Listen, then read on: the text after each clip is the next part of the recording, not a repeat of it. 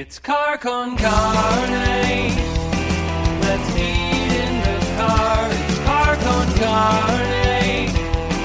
And now here's the star of our show, James Van Alstyne. This right here is Car con Carne. Car con Carne is a Q&A1 podcast. I'm James Van Oslo. Car con Carne presented by Easy Automation. Are you looking to transform your home, your office, or business into a smart, seamlessly connected space? Easy Automation is a local business headquartered in Aurora, Illinois. They deliver custom automation solutions that are tailored to your lifestyle. Whether you're upgrading your home entertainment, streamlining your office tech, or enhancing the atmosphere in your restaurant or sports bar, they've got you covered. Their expert team designs and installs personalized systems from smart lighting and climate control to audio-video distribution and robust Wi-Fi networks, all managed through an intuitive app on your favorite device. Easy Automation makes technology work for you effortlessly, reliably, and always with your satisfaction guaranteed. Satisfaction guaranteed, Dave Suh. I like satisfaction. I know you do. Visit easy-automation.net or call Dan at 630-730-3728 and take control of your environment today. Also, quick programming note, Car con Carne returns to Legit Dogs and Ice in South Elgin for another live event. We're recording a podcast live on stage inside the damn hot dog place Friday, August 22nd. It's absolutely free to attend. It's a live show. Joining me for the event, for this recording that will eventually end up right here in podcast land, Lollygagger, Flowers at Her Feet, Coyote Man, Chris Baker of Inc. 180, and Wild Dogs Comedy. Again, absolutely free. So, after many years of being a go-to player in some excellent Chicago bands, Dave Suh is putting himself out there with a brand new project, Dave Suh and the Dirty Wings. The digital release of the album Set to Begin is set for August 12th and will be followed by a record release show at Montrose Saloon, which we are outside right now as we record this, on August 15th. The whole band is here. Two-thirds of them are waiting at Montrose Saloon enjoying adult beverages because Dave is in the back seat. And to begin the program this week, Dave Suh is going to perform live in the car. Dave, lovely to see you. We go back a little bit. Thanks for having me. You know it's a pleasure. What are you going to play as we I'm going to play Set to Begin, which is the title track of the record that we're releasing on August 12th. Set to Begin. I think one of the first things I said about this song, I like the grunginess. Yeah, there's some grunge to it. It's a little it's a little bit about triumph and heartache, I guess, is what I'm going with. There's not any success without failure. So Set to Begin is kind of embarking on, after the heartache part. So, there's ups and downs in life, and so that's what it's about. Now, what we won't get in this acoustic performance, I love the way the drums come thundering in on this one. Yeah. There's a drum intro that's pretty cool. Love it. And also, you did a performance video for this one. We did, yeah. We recorded that at Fort Knox Studios.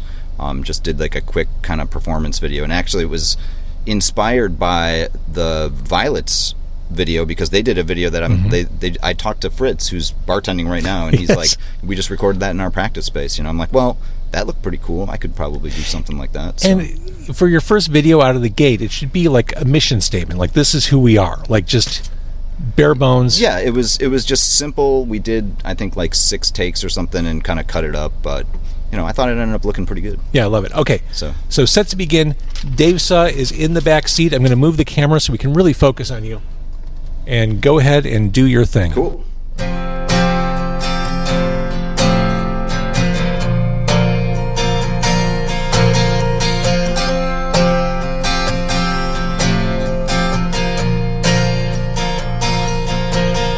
Set to begin, meant to hit the ground running, didn't see it coming, dead and again. Now the walls start tumbling, ground starts crumbling out. Keeps me down now. Oh, keeps me down now. We look back on the days when we worked our hands and our feet straight down to the bone. Now we can't even find a reason to still believing. Keeps me down now. Oh, keeps me down now. I'm ready to, all set to begin. I'm ready to, all set to begin.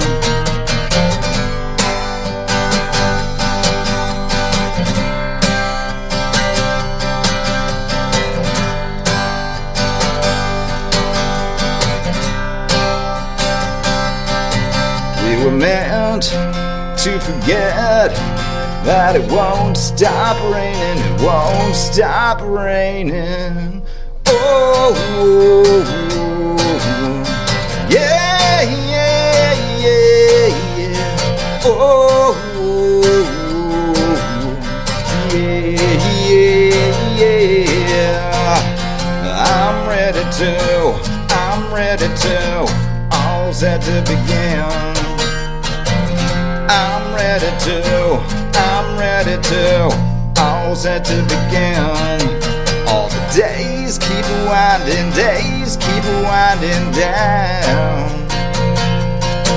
All the days keep winding down. All the days keep winding down. All the days keep winding down. That was awesome. Thank you. Thank you. You know, after years of power chords, it's nice to have a cool strumming song.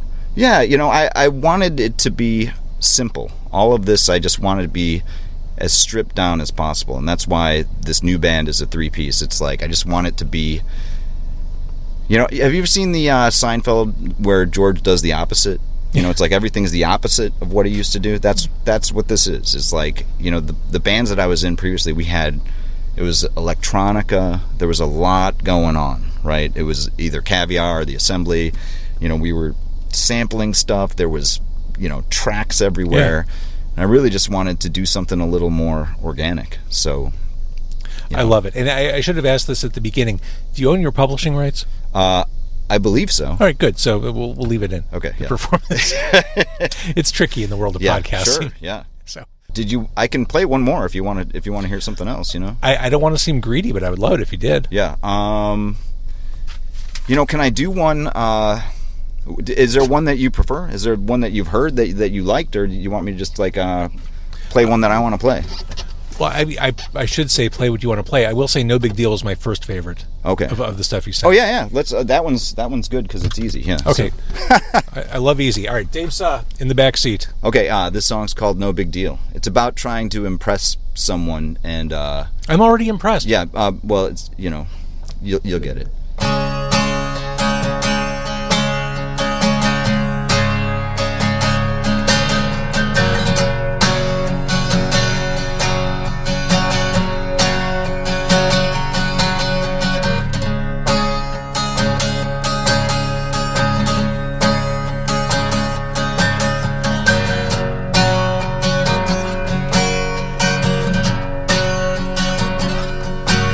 Got a monkey on my back, I just can't shake. A mirror with a crack that just might break.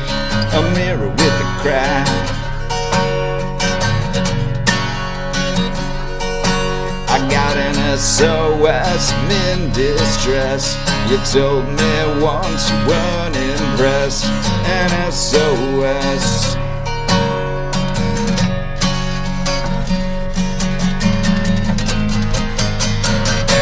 I'm on my way back down until you come around.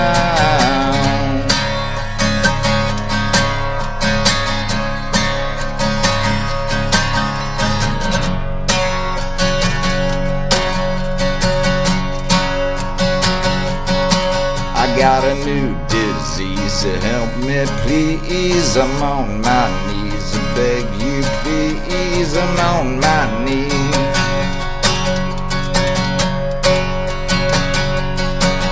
Well, I'm driving up the wall to take your call.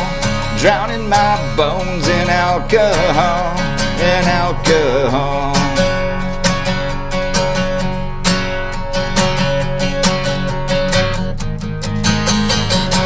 I'm on my way back down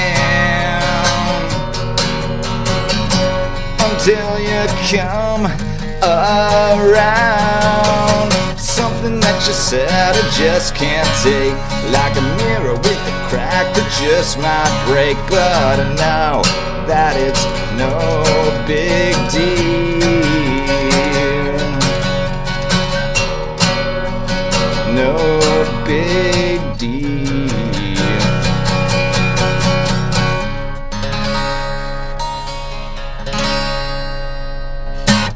There's another guitar solo in there, but that's the expedited version, I guess. I love the expedited. That was great. Cool. Thank you, Dave. Yeah, no, I'm glad to do it. Here's the thing. I love when musicians play on this podcast in the car.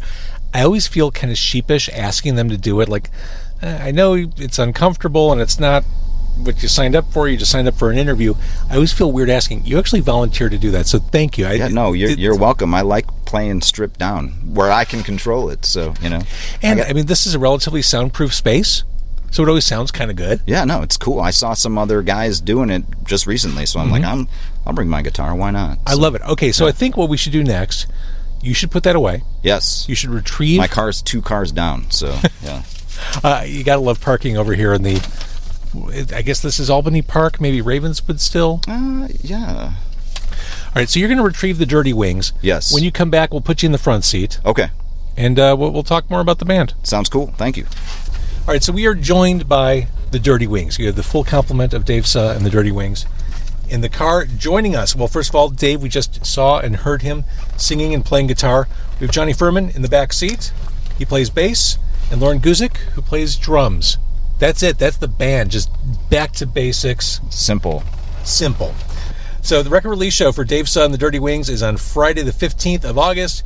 Bon Mots, former Carcon Carne guest badcandy, and Cisco Pike, all bands on stage right here at Montrose Saloon across the street from where we are right now. It's a Friday night show. No excuse not to go to that. And the album releases digitally on the 12th. It also comes in handsome physical form. Look at this. The vinyl edition. Yes. But wait, there's more. Cutting edge compact disc. CDs. James, so I'm glad you and I had a little bit of some side social media antiquing conversations, because Dave loves his antique malls, as do I. I'm telling you, CDs are back, man. CDs are they? Back. They are. At least they are in my world. For kids now. Yeah. I mean, I follow some guys online, like Cheap Audio Man or something, and it's like, I feel it's coming, man. The CD, the CD's coming back. See, for many years, they've been like $1 a piece at every used record store. Now they're $5, now they're $6. So. I had, no surprise, I had thousands of CDs. Thousands and thousands. That's years of working in programming and on the radio at Q101, like thousands of them. And I started selling them off, getting rid of them, because I never listened to them. I gave up on... I was real close. I was right there. I was right on the edge, James, of getting rid of all of mine. I have one shelf left of CDs. Yeah. I still have... I had the crates in the attic. Most survived. Like the CD itself survived. Right. Some of the artwork, the books are a little stuck together, So... but yeah, no, I think they're making a comeback. And what I like about the tactile media is that... when you do a record release show, etc., you can actually hand them something. Even if people say, I don't have a CD player, well, then they're still thinking to walk away about with something. They like the artwork. Yeah, for sure. And having your music on vinyl, it has to feel awesome. Yeah, oh yeah. Yeah, I was really, I was a little concerned, because the vinyl does take long. Right. So timing out a record release show with the actual record in hand, not always... So we finished this... How long did it take? I mean, it took 8 weeks, but sometimes it can take longer, right? And so I was just a little concerned because I hadn't gotten any updates. I didn't email either, but all of a sudden they showed up. And they look great, and I have no complaints about them Where'd whatsoever. You get it done? So I used Disc Makers, which is a big box one, but Disc Makers. Yeah, but they do a good job. I like the artwork. I like the vinyl itself is pretty heavy. It is very like 180 gram, or I think. So And it's such a difference from when How's we it were feel, kids. It feels glorious. I can't wait to put this on when I get home. Yeah. It's so different from when we were kids buying records, first-gen records, because those records in the 1980s were flimsy. Oh, yeah. Like you could wave them in the air, they'd make that floppy noise. Right. But now it's like... They did try to kill zombies with them in Shaun of the Dead. Remember? That's right. When they were flipping. That is fantastic. Yeah. Great pull on that. So anyway, 15th, it's a Friday night. Sorry, this is the first time I put a record in a slate. Friday night outside Montrose Saloon is where we are. It'll be inside Montrose Saloon. Can't wait to see you guys. I guess let's start with, I mentioned, Dave, before you started playing, you've been in a lot of different bands in the city. I've seen a lot of those bands perform live.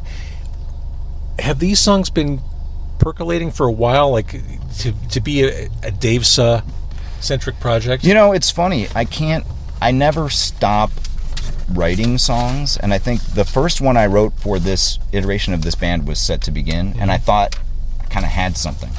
You know, it had a little bit of that, I don't know if I want to say like Teenage Fan Club, but a little bit of like it would go from the major to the minor and stuff, and I kind of liked the chorus was a little heavier, you know, like you can hit the distortion pedal there. So there's this blend of, dare I say, grungy Americana.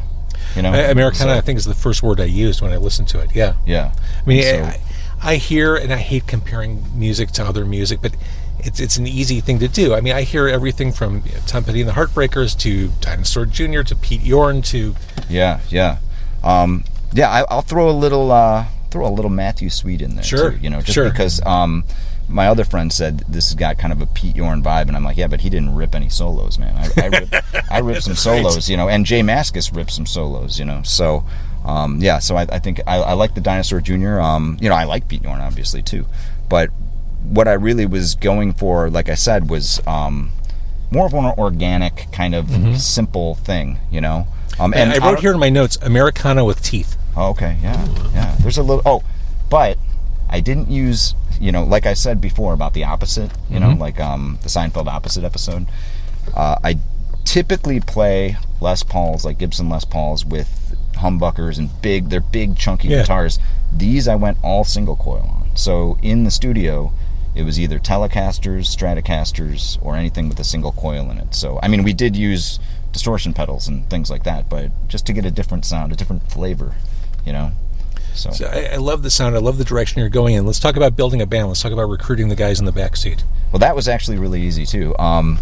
Just because they were the first guys I thought of, and they both said yes. So, but we did play in a band with Rudy from Woolworthy in another project called The Dead On, which was Rudy's kind of post Woolworthy project, you know. And it was what did he call it? Like slash and burn rock and roll. Yep. You know, and Slash it was just straight ahead rock, which is cool because Rudy's really good at that. He's my good friend, and and so Loren was the drummer in the Dead On. Johnny joined later. I joined later. I was not the first guitar player in that band, and Johnny wasn't the first bass player. But we all got along really well. At some point, Loren wasn't in the band anymore, and then I think Rudy was going to move. So the band kind of dissolved because Rudy was I thought he was going to move to Nashville. And so, but either way, he was moving, and so the Dead On basically disbanded. And it wasn't until 2023 when they started recording that it was Mark Doyle and Rick from Woolworthy, and they put Woolworthy back together for sort of a reunion. So, and then we're still playing shows, so. A reunion, and that led to my car at one point a couple years ago. Yeah, we were in your car. Yeah. Okay, so guys in the back seat, the other members of the band, coming over to this band, playing Dave's songs. What do you think? What appeals to you about this music? All of it. I mean, I get to sing backups. I don't know. It's good. It's good music. It's fun. I'm proud of it. Mike. Johnny, I was going to say, I leaned heavily on him in the studio. So all the main vocals you hear are me and the guitars, but basically every other vocal in there was, hey, Johnny, can you try this? Johnny, can you try that? What I like about that, too, is that Johnny always thinks of stuff that I wouldn't think of. Right. And really does, and shakers and all, and all kinds of stuff. So. Dave I really didn't know what Dave had in store, but I thought he was great in the Dead On, and I loved watching him rip solos, and clearly he's got a great personality, so I was like, sure, I'll play. It's the personality. It's your winning personality. Well, I do also want to stress having fun, you know, and Yes. so we do kind of have fun. I will tell you, so Johnny rolls in, he's got his motorcycle jacket, he shows it, we rehearse at Fort Knox, and sometimes these guys just both show up on their motorcycles, which makes me feel, you know, like less of a man. Because they got their Triumph bikes and they're all cool, you know. And I'm like, man, I wish this, you know, I wish I could have a motorcycle so that, you know, we could all be like a motorcycle gang too. now, you let know? the record show, before we started recording, you had whiskey, which is a man's drink. That's true. Yeah, There you just go. saying. And it's I didn't very have anything at all, so we're even. it's very hard to strap 2 guitars and a pedal board on a motorcycle. For sure. But you have done it. Well, I'm a bass player. He's We make do. he's a pro. Yeah.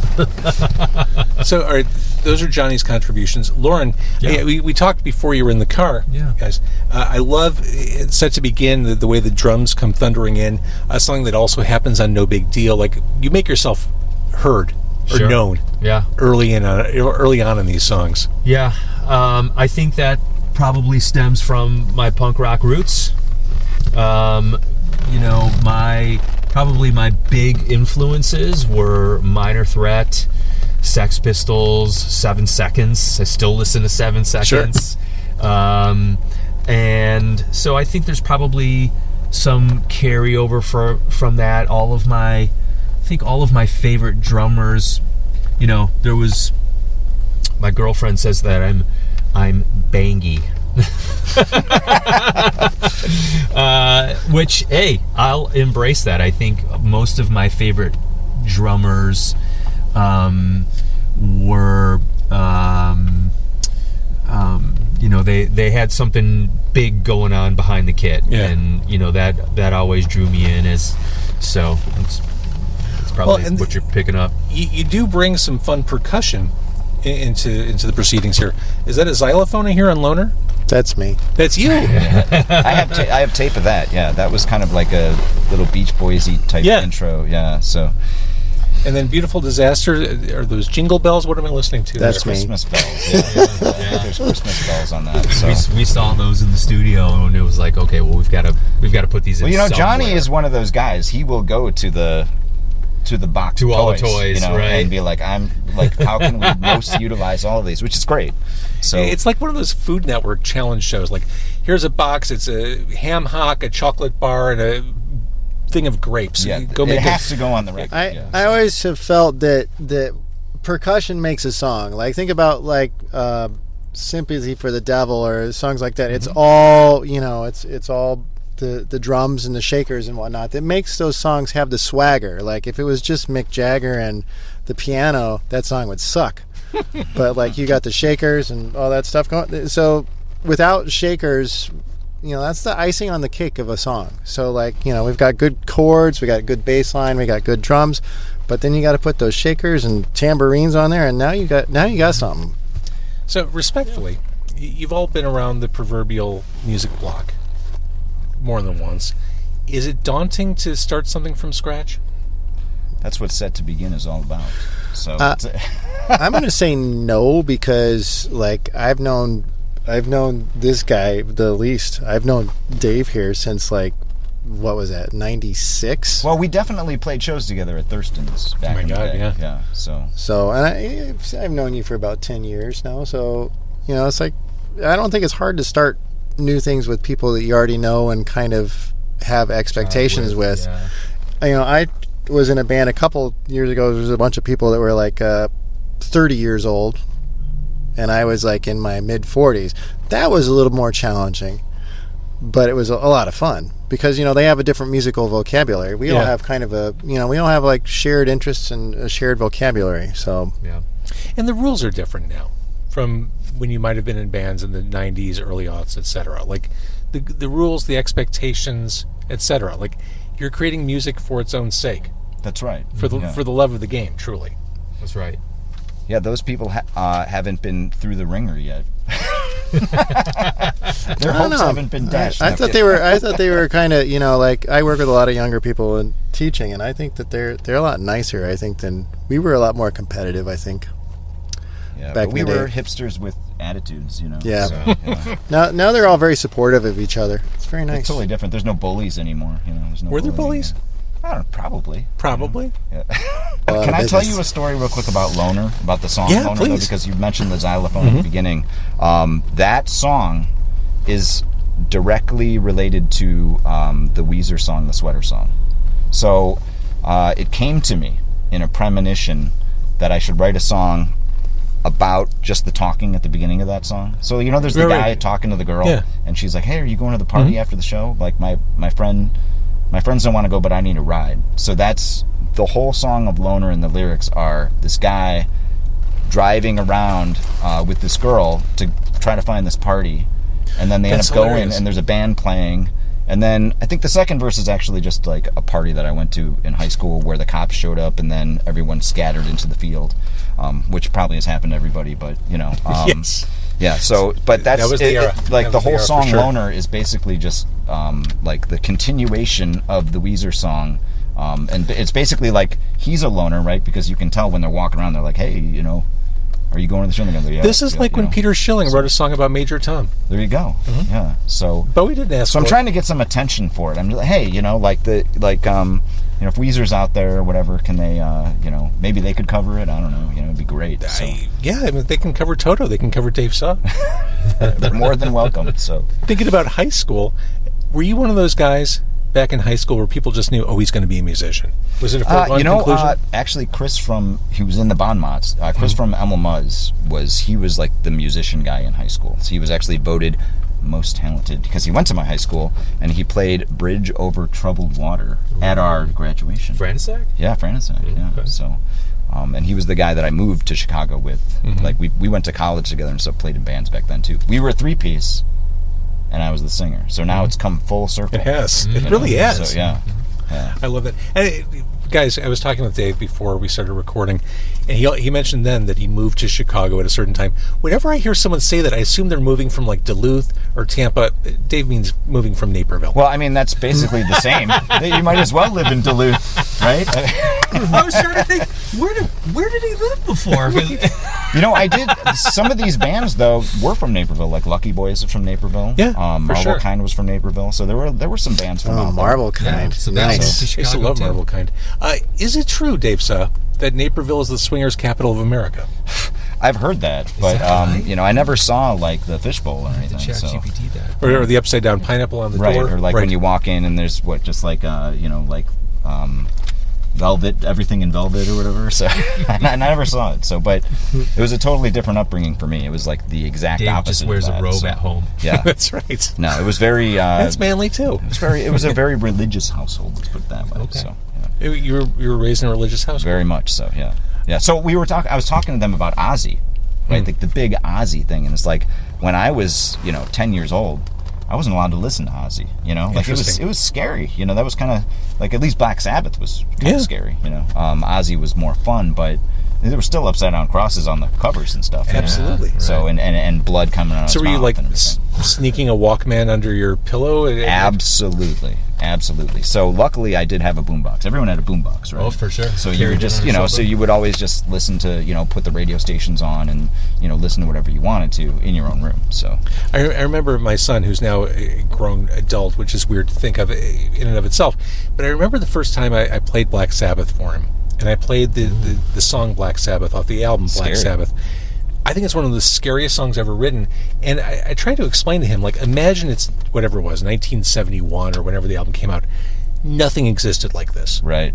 Like, imagine how terrifying this was to a parent hearing that title track from that album for the first time. Like, now it's kind of like, that's cute, it's fun. But I don't think it's cute. I think it's pretty scary. Like, I think what they were trying to do, and I've read a lot about this in the last couple weeks because I went on a binge. Everyone did. Yeah, like Crazy Train's back on the charts. Yeah, I went on an Ozzy like down the rabbit hole, and I did hear that they tried to make horror, like basically horror movies were popular, right? And they wanted to create a band that gave you the same feeling as watching a horror movie.